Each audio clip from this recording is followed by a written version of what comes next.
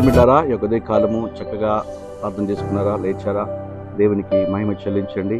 ఈ యొక్క దినము చక్కగా దేవుడు తన వాగ్దానం చేత నన్ను ధైర్యపరచిపోతా ఉన్నాడు. ఆయన వాక్కు మనల్ని బ్రతికిస్తూ ఉంది.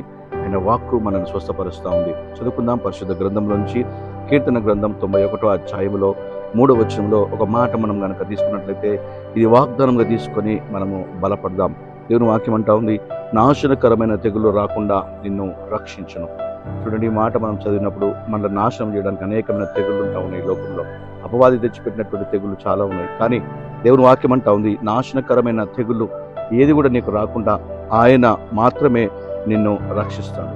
ఎందుకంటే ఏ ఒక్క దానిలో కూడా స్వస్థత లేదు, కానీ కేవలం ఆయన నామంలో స్వస్థత ఉంది. ఈరోజు నమ్ము. అనారోగ్యంతో బలహీనతలతో ఉన్నావా? ఆయన నామంలో విశ్వాసం ఉంచు, ఆయన నేను స్వస్థపరుస్తాడు. దేవుని వాక్యం అంటా ఉంది, నాశనకరమైన తెగులు రాకుండా ఆయన రక్షిస్తాడు.